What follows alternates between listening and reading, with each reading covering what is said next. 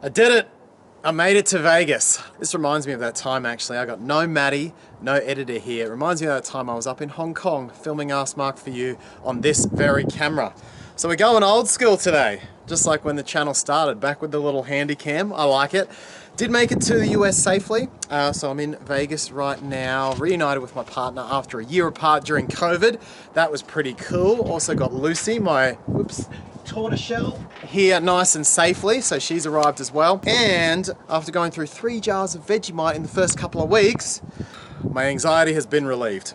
For those of you who don't know what this is, Vegemite is black tar that you put on your bread. If you haven't tried it, you need to. It's great. Other updates from the US of A. First, just very grateful to be here in general. I am in the middle of a desert, so I'll probably be sunburnt by the end of this video. Facebook group is going off. So if you do want a free support community, remember to get involved in that. I'm doing lives every week on Instagram for half an hour in the mornings on a Monday morning. So if you're not following at Make Him Yours, join in for those.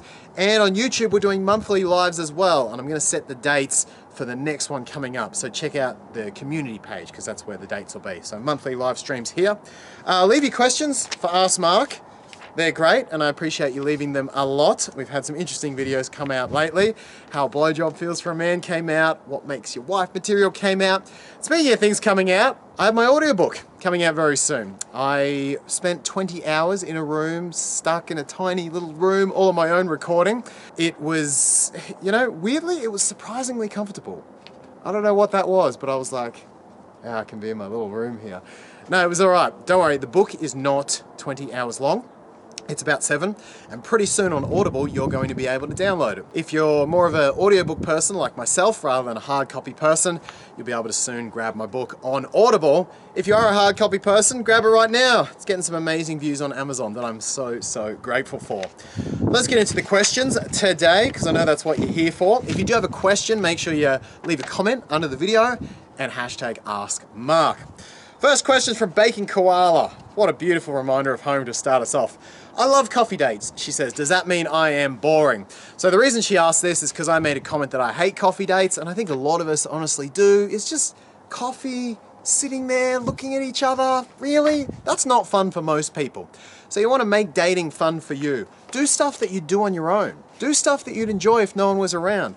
Do stuff that even if you were with a deaf monkey, you would still have a great time. That's how you want to model your dating. That way the good vibes are coming out of you.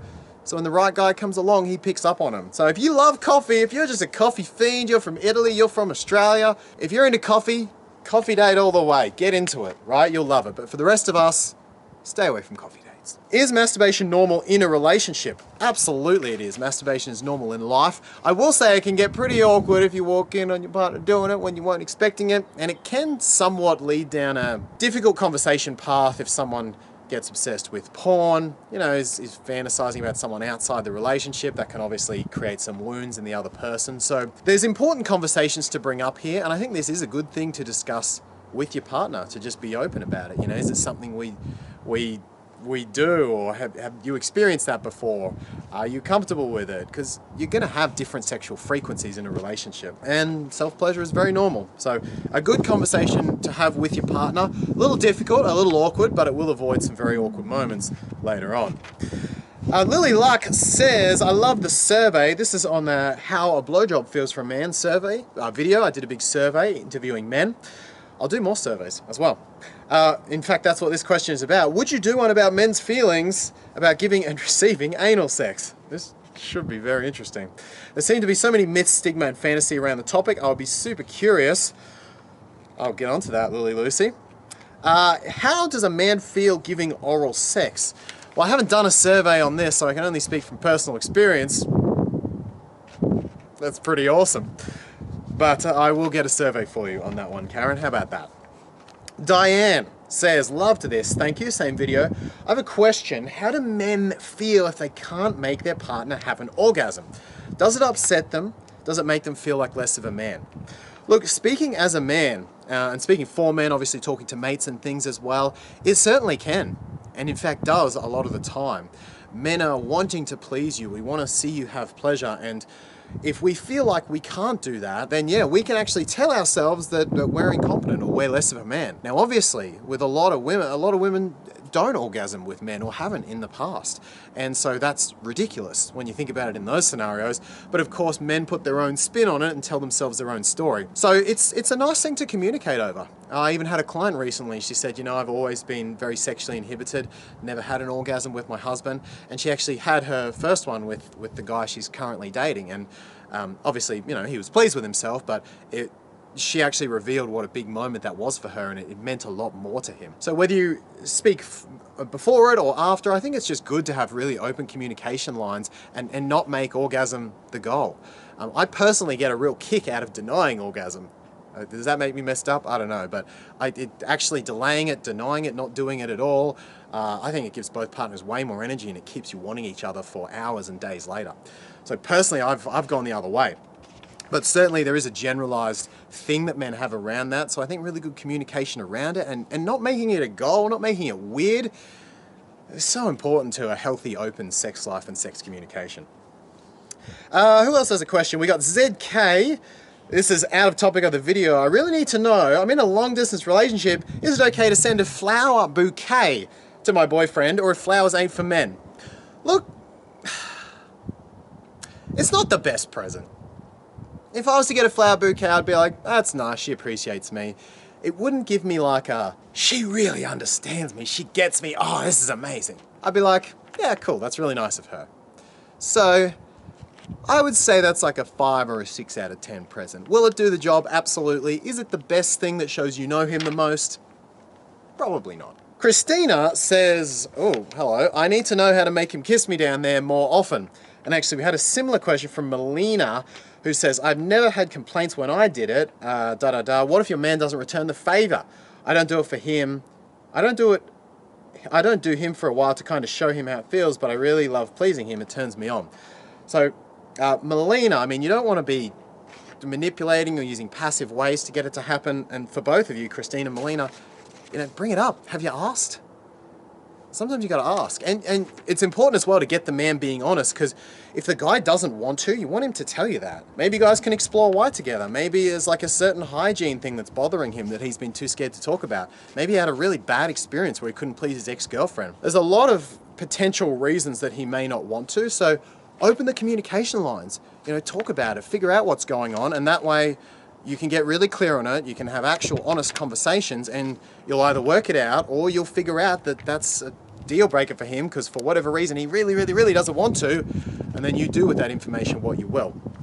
I think we've got to, I hope the mic's okay with this, got to open the communication lines on this one. Next question is from Srey, and Srey says, what if we are exclusive but didn't commit as boyfriend and girlfriend yet? Should I give him space first? I always find these questions a little odd, and I talk about this in one of the ending chapters of my book. If you're exclusive but haven't done the label yet, you should be naturally progressing towards it. If you're exclusive, that means you trust him. If you're exclusive, that means you're committing to not seeing anyone else. You're cutting off your other options. If you're exclusive, that means you think he has real potential and the connection is building. So I'm always a little like, when someone says, we're exclusive, but it's not working. It makes it sound like it's more an exclusivity done out of convenience because maybe the guy's studying really hard or working really hard and he just doesn't have time to date anyone else, so he locks it down even though he doesn't really like you that much or he's not that into it. Always a little weary when someone says, we're exclusive, but it's not going well. Like what? That doesn't make any sense. So I would address why it's not going well. Why do you need to give him space first? If things aren't progressing and if there's something that's concerning you, 100% address that. That's where you've got to go here. I don't think like giving him space or doing weird stuff like that. It's just, if there's stuff bothering you, bring it up with him. But the label should be less of a focus than the actual relationship qualities and their progression. Karla says, is he still considered a WOFT? Waste our fucking time. If he says the reason he won't meet up is because he's gained a lot of weight, asking for a friend. No, I would not say he's a WOFT, at least he's being honest about it, but same result. Love You says, can you tell us how do we make you satisfied? What should we do first? I'll tell you what you can do, Love You. Ask 10 of your friends to subscribe. Victoria says, actually Victoria posted a couple of questions here. Oh no, maybe I've only got one. If you make a statement, that is via text, and it doesn't start a conversation, do you simply move on thinking that you're boring? Well, second half, no. You don't move on thinking that you're boring. This is a bit contextual, right? If I send a big, well-worded statement to a woman sharing lots of things about myself right at the start of a dating conversation, and she doesn't respond to that, then yeah, I'm moving on. Not because I think I'm boring, but because I'm like, I just gave you 3 things about myself to talk about, and I'm putting energy into this conversation, and you're not reciprocating it. So why would I keep putting in energy? But if you've been talking to someone for a while, you make a statement that could just be the end of the conversation. So if you're not sure, how's your day going? What have you been up to? I just had this cool thing happen to me. Can kick it off again. So you want to check that it's not just the natural end of a conversational thread. Barbara says, how do you show vulnerability? Well, there's a million and one ways to answer that question, Barbara, but I'd probably say this. Imagine you're on a first date. What would be the thing or things you'd be nervous or scared of talking about? What would be the most scary, difficult thing to talk about on a first date? What about just somewhat scary? If you want to show vulnerability, just work up that ladder. Talk about scarier things sooner. The only way to truly find self-acceptance for the stuff that you're nervous about is to be willing to be rejected for it. So if you want to show vulnerability, share stuff that makes you nervous. It could be emotions, stuff about your history, stuff about your past, insecurities, etc. Lots of stuff. Lisa says, what's the reason for a man wanting deep throating? Look, if you want me to be honest, Lisa, number one, I think it's a porn fantasy. Number two, to show off to his friends, to tell his friends. And number three, a dominance and acceptance thing. Oh shit, I feel truly accepted. There's a big dominance and acceptance pieces to this, right? So it's just a dumb, unrealistic expectation of men that mostly porn creates. Do with that what you will. Victoria, who asked a similar question before, says, when you text a guy with statements there is no response, you find him boring, how's the best way to end with him? Stop responding, don't give me any more of your focus. EM says, hello, I'm confused. How can a person be in a committed relationship but be on dating applications at the same time? I'm confused too. That doesn't really make much sense, EM, so I'm not sure what that's referring to. I will say this, my partner's never deleted Hinge off her phone. Just hasn't happened, right? We're solid as a rock. We did long distance for a year, and that doesn't bother me because I know how solid we are. It's just kind of a funny thing. This said, and then also, how can one be in a committed relationship if they are moving to Las Vegas and leaving the girlfriend behind in Australia? More mixed messages. Those relationships usually don't survive. Well, we managed to do a year apart during COVID, and now are together in Las Vegas rather than apart, so where there's a will, there's a way. Priscilla says, this is the hardest choice I have to make. This is on the how to say goodbye video. Been a year now, still trying to walk away. I just don't know how to do it. Do I block him, say goodbye, how? This freaking sucks. It really does. And I do feel for you, Prisca. Most of us have been in this situation. I will say this, your ability to walk away and make hard decisions determines so much else in life, especially when it comes to your relationships. Hard choices, easy life. Right, the reality is the women who get the guys and get the relationships that they want, it's not because they're meeting better guys, it's because they're removing the wrong guys more effectively. Right, so this is the hard part. This is the part no one wants to do, but when you do it, when you walk away from something you know is wrong, that's when life transforms. All right, I'm going to be very sunburned by the end of this video. I can feel it, and it's winter. How concerning is that? My man is committed to our dating, says Raghad. His words match his actions, but he's not open up and doesn't express feelings. I find it hard when I communicate my feelings with him. What should I do? Best thing you can do is hold space for him and don't pressure him. Offer supportive statements. How you going, baby? Is everything okay? Use your intuition to sense him, but don't pressure him for answers. Leave a lot of space after you say things. Leave a lot of space after he says things.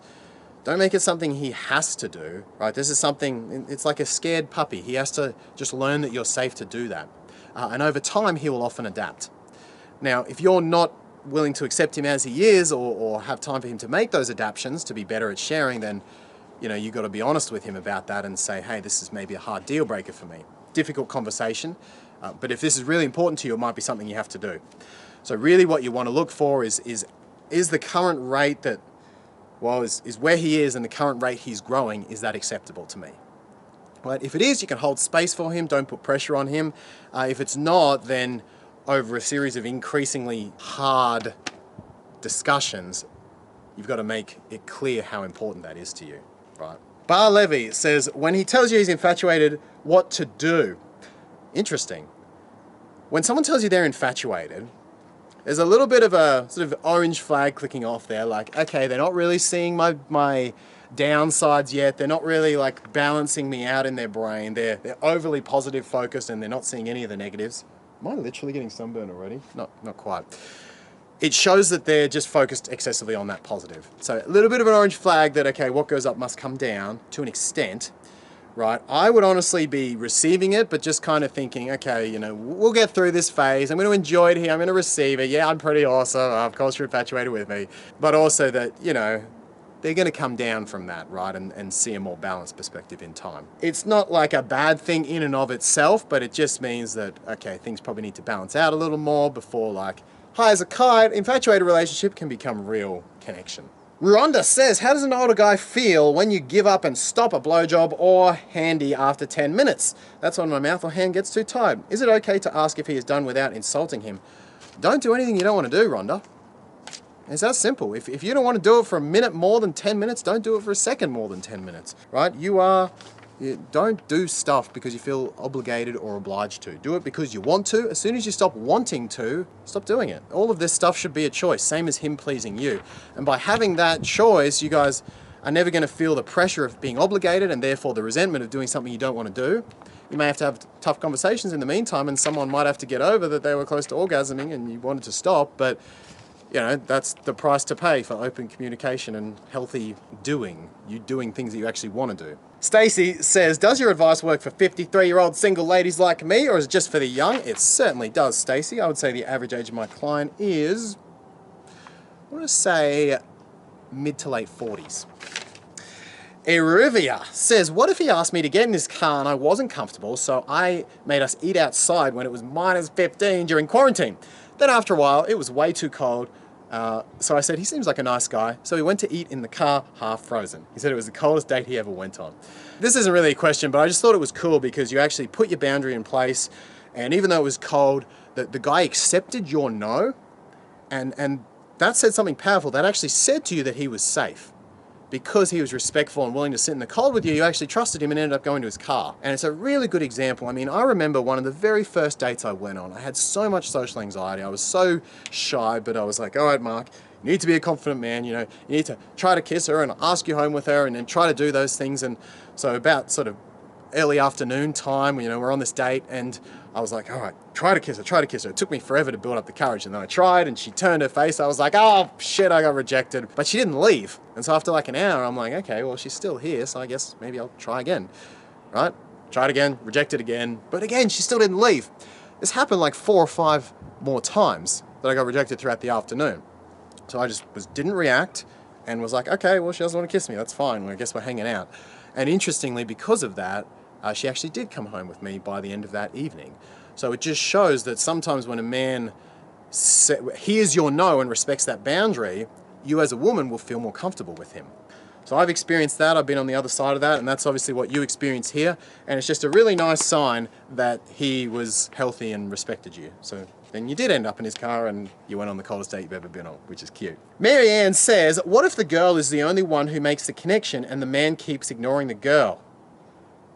And stop talking to him. Respect yourself and what you have to offer. Don't forget as well, follow along Insta at @MakeHimYours. And if you want to work with me personally, there's a link in the description. Tanis says, I'm having a difficult time with men not really engaging in conversation during COVID. My province is being hit hard. How do I keep my spirits up? I don't want to give up on meeting and connecting with men just because of COVID. Perhaps they're feeling burnt out by the restrictions. Is there any way I can engage them more? So Tanis, I'd refer you to the video. I'm assuming you mean online as well. I'd refer you to the video on speaking in statements that I talk about with text. You've got to make sure you're bringing the energy, right? And then you just see if they reciprocate it. You can't expect people to do it for you. Imagine if a man came to dating and said, all right, I want the woman to give good energy. I want the woman to be exciting. Women are so boring at the moment. Do you want to talk to him? Not particularly, right? You're like, oh, I don't want to go to the guy that's just relying on me. It's the same in reverse. If you're going, oh, I want men to be more interesting, I want men to do this, you have to bring the energy, right? And the universe will match you. Now, it doesn't mean you keep bringing it if someone doesn't match you, because that will get really exhausting and it's not really respecting what you have to offer, right? But you got to take that attitude to be the change you want in the world, even in these micro ways, right? So when you're bringing a good energy and then only reciprocating it to the people who return that energy, then the few people who want to bring good energies to each other and have a genuine giving mentality will find each other. So I really hope that helps, tennis, and I hope that that allows you to connect more better. I can English. Actually, the other thing I'd say as well is sometimes in COVID times, you really do need to spend some focus on yourself. Right? Sometimes you got to do stuff to get your energy back. New project, learn a language, take up a new hobby. It is hard with COVID, but you know, where there's a will, there's a way. So sometimes it means energizing yourself. Oh, look, the sprinklers are on. Sometimes it means energizing yourself, right, and getting that energy from within first so that you do have some exciting stuff that you're genuinely grateful for and, you know, enthusiastic to talk about. Monica says, what is a nicely worded way to tell a guy after 4 dates that I would prefer to be friends rather than romantic interest? If he asks why, do I tell him? I'm going to actually put a cool text on the screen here as a demo. Hopefully it pops up on the screen. It's a really good demo here. It's a nice rejection. I actually modeled this off one a client used where she said, guys just said that was the most appreciation they've ever got for being rejected. So stealing that from what a client built. But basically the idea that, hey, really appreciate getting to know you and appreciate this. I don't want to take up more of your time with this and I just want to be honest with you, but really did appreciate this. So kind of that simple sandwich concept. Hey, I appreciate this about you. This is why it's not working for me and I don't want to waste your time. Again, appreciations and all the best. Nice sandwich. And do we have any other questions here? Oh, it does look like we've got, yeah, a couple more. I've been feeling really guilty recently, says Denovi. She says, I'm only 15, but online I claim to be 16. Although the age gap isn't too large, I'm still lying. I feel so guilty about it every day and feel like just coming out and telling the truth, but I know if I do, no one would probably talk to me. I've made so many amazing friends online and I'm terrified how they would react if I came clean. First of all, Denovi, I say these fears are in all of us, and 15-year-olds, 50-year-olds, everyone has these fears you're experiencing. Right? We all want to feel accepted. We all want to feel included in the peer group, and I know as a high schooler who really struggled with friends how freaking sucky this can be. But I will say this, self-acceptance is ultimately, I spoke about this a bit earlier on the video, self-acceptance is ultimately about being true to who you are and the willingness to be rejected for it. So I would say this, you know, if someone wants to be your friend when they think you're 16 but doesn't want to be your friend when they know you're 15, are they really your friend? Or are they wanting to friend something that you're not, something other than what you are? Right, you're going to feel like a liar in your own life and you're going to feel a cognitive dissonance because you're constantly communicating the message, I have to be something other than exactly what I am to be loved and accepted. So it is scary, but I'd really encourage you to be honest with it, tell the truth. And you know what? Fuck them. Let them reject you. Because at the end of the day, you can be proud and say, you know what, if I'm going to get rejected, I'm going to do it in the most authentic damn way possible. And the irony is, as soon as you do that and do cop a couple of rejections, people really respect you and want to accept you for exactly who you are. Great question. We got Anon, this is the last page of questions. We got Anon who says, what if you get enough frequency of sex but not quality? I've been married for 11 years and I think I'm hitting my sexual peak and I'm terrified to say I'm not satisfied. I don't want to hurt him. I drop little hints when we're in the act. I literally tell him what I want and I feel like he barely tries. One big difference between him and I is that I'm really active and he's not. Like he's just not keeping up with me physically inside and outside the bedroom. It's an issue. I don't know how to approach it without hurting his feelings. Stop trying to put the dude in cotton wool. All right, your fear of hurting him is crashing your relationship into the ground in like a slow motion train crash. This is so important. You have to hurt people at times. Right, we've all got to get this. Honesty, the only way to avoid hurting someone is dishonesty. That's literally it. Part of being a relationship is putting together two different people. It's putting together with people with different values, different skill sets. So inevitably, there's going to be times where those things clash, where one person doesn't like where the other's at. That's what makes a relationship hardy. That's what makes it strong.